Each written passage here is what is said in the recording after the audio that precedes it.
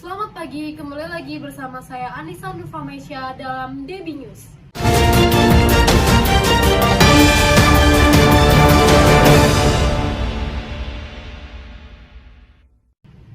DB News memberikan Anda berita-berita ekonomi teraktual, terkini, dan terpercaya.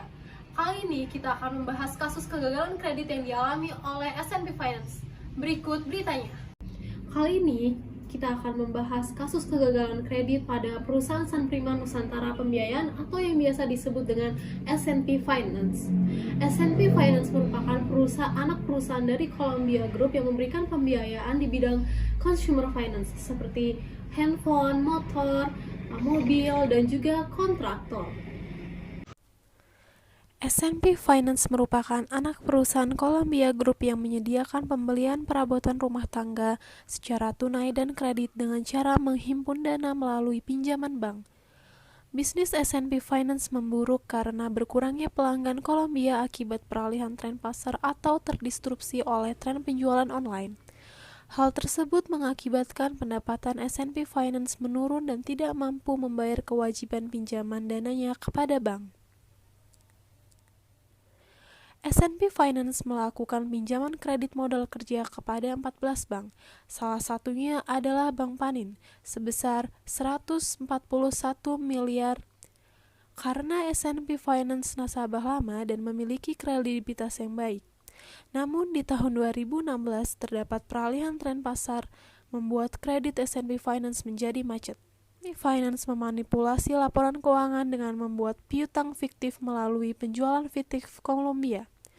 Daftar piutang fiktif tersebut digunakan S&P Finance sebagai jaminan kredit kepada Bank Panin.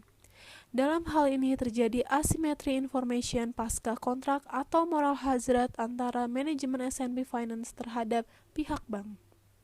Selanjutnya, informasi kredit yang diajukan oleh S&P Finance kepada Bank Panin.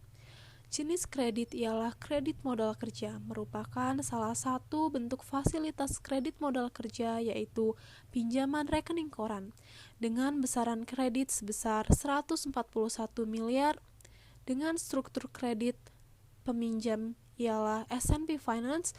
Jenis kredit ialah kredit modal kerja dengan tujuan kredit sebagai modal kerja, agunan, daftar piutang penjualan Columbia Group. Nah, kali ini kita sudah bersama dengan Bapak Dandi Raganata selaku perwakilan dari OJK. Selamat pagi Bapak, apakah sudah terhubung? Ya, pagi Mbak Ninis. Baik Bapak, terima kasih sudah meluangkan waktu Bapak untuk hadir di DB News. Apa kabar Bapak? Alhamdulillah, baik-baik. Langsung saja ya Bapak, kita membahas mengenai kasus kegagalan kredit. Menurut Bapak, apa yang menyebabkan kegagalan kredit kasus S&P Finance ini sih Pak? Oke, ngomongin soal penyebabnya ya, apa sih yang menjadi penyebab kegagalan kredit ini, gitu kan. Nah, setelah OJK melakukan analisis, ini bisa dilihat bahwa penyebab kegagalan kredit ini adalah Bank Panin yang gagal melakukan analisis kredit. Padahal jelas gitu di POJK kita udah ngatur nih di POJK nomor 40 tahun 2019 ya.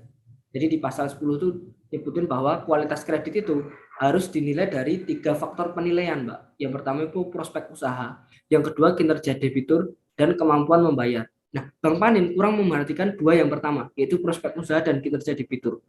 Secara kemampuan membayar memang sih S&P Finance ini memang bagus ya, karena memang dia nasabah lama, dia juga rajin membayar, kayak gitu. Mungkin udah saking dekatnya gitu kan, antara S&P Finance dan Bank Panin sudah saling percaya lah, antara kemampuan membayarnya ini udah bagus. Bahkan Pevindo itu ngasih peringkatnya tuh bagus untuk S&P Finance ini ya, karena memang secara historisnya bagus. Akan tetapi di prospek usaha dan kinerja debitur nih kurang dilakukan analisis yang mendetail. Yang pertama mengenai prospek usaha. Kalau di POJK itu kan udah jelas ya Mbak, sudah diatur gitu bahwa prospek usaha yang perlu dinilai itu yang pertama mengenai potensi pertumbuhan usahanya, yang kedua kondisi pasar dan posisi debitur dalam persaingan. Nah ini yang sangat kurang. Nah kondisi pasarnya ini kan yang terjadi kegagalan kredit, dia kenapa sih nggak bisa bayar? Ya karena memang pasarnya itu berubah, tren pasarnya itu berubah, yang mana dulunya konvensional sekarang menjadi online. Dalam artian S&P Finance ini tidak bisa untuk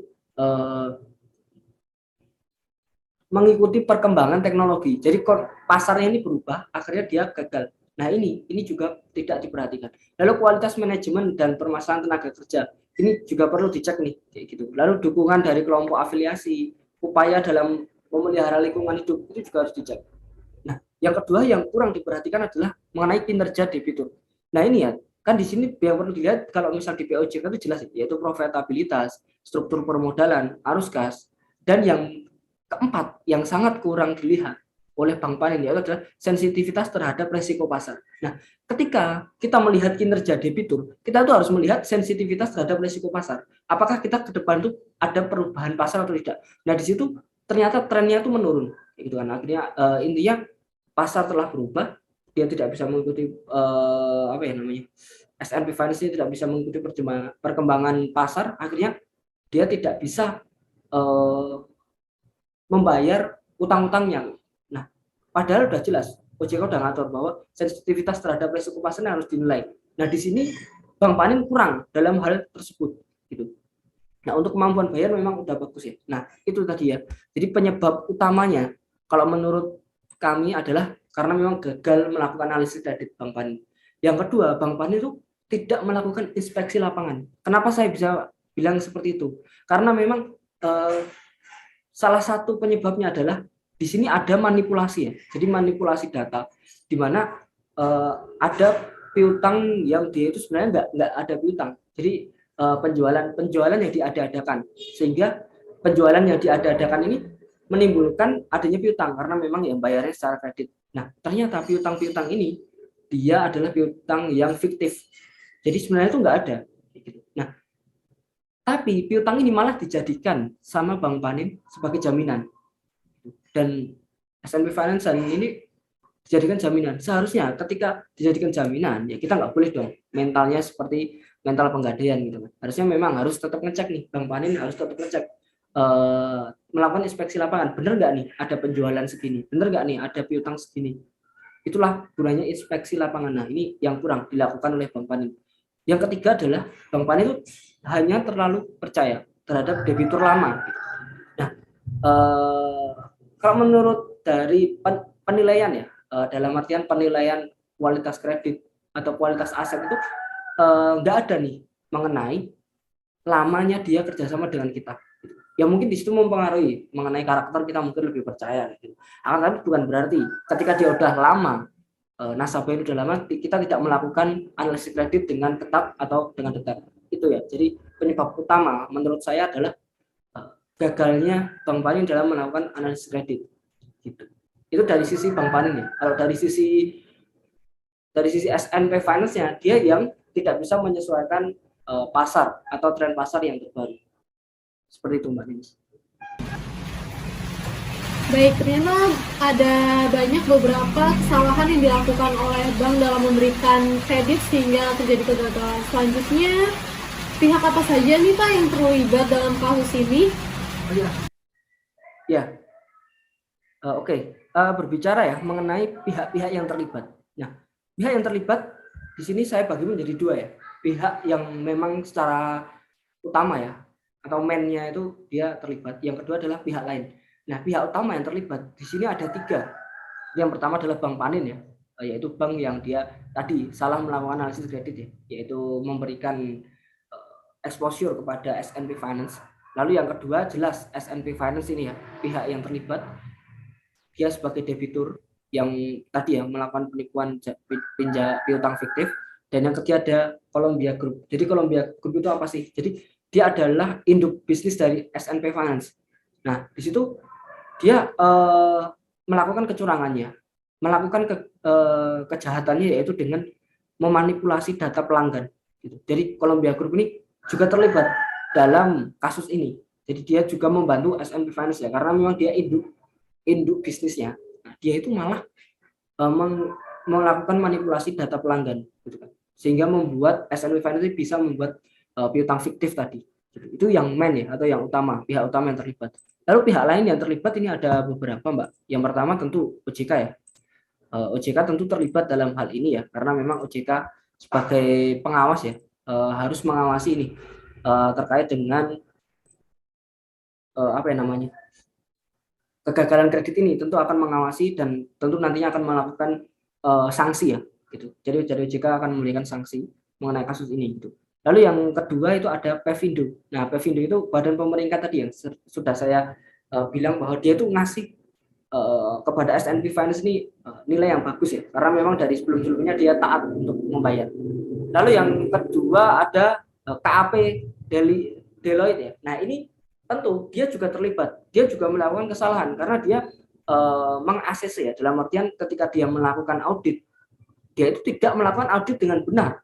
Nah, padahal sudah jelas ya, opininya itu dia bilang unqualified, padahal jelas tidak unqualified karena ada manipulasi. Dia kurang detail dalam melakukan audit. Lalu pihak lain yang mungkin terlibat itu adalah investor ya. Jadi investor yang dia membeli MTN yang ya ini ya. Jadi SNP Finance ini dia nerbitin MTN ya, atau medium term atau utang jangka menengah ya, yaitu yang beli itu dia tentu akan mengalami kerugian. Jadi itu tadi pihak-pihak mungkin yang terlibat dalam kasus ini. Baik, ternyata tidak hanya dari debitur dan kreditur saja yang terlibat dalam kasus ini, juga oleh OJK, Pevindo, dan lainnya. Selanjutnya, menurut Bapak bagaimana sih dampak yang akan ditimbulkan dalam kasus ini? Akan memberikan mengenai ini ya, dampak ya. Dampak dari kasus ini tentu berdampak kepada pihak-pihak yang saya sebutkan tadi. Ini sangat berdampak sekali. Yang pertama kepada SNP Finance ya, sebagai ini tokoh utama ya dalam kegagalan kredit ini, dia yang gagal bayar itu ya, dia tentu dari OJK akan melakukan pencabutan izin usaha. Jadi nanti SNP Finance ya, terutama dia di jasa keuangan itu akan kita cabut izin usahanya. Lalu yang kedua adalah ditetapkannya 5 tersangka ya, dan penahanan 3 pemegang saham ya, karena memang dia yang mendalangi piutang fiktif. Jadi ada 5 tersangka di sini. Gitu. Dan ada 3 pemegang saham yang terlibat menjadi dalam kasus ini. Lalu yang kedua, dampak kepada Bank Panin ya. Jadi Bank Panin ini jelas akan rugi 141 miliar. Nah, di sini jelas NPL-nya akan meningkat nih. Jadi risiko dari NPL-nya akan meningkat.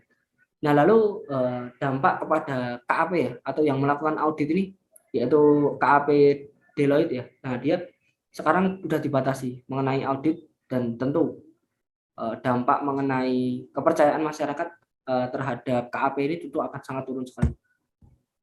Ya, lalu dampak kegagalan kredit ini dalam industri perbankan apa sih? Nah, dalam industri perbankan tentu ya kita tahu bahwa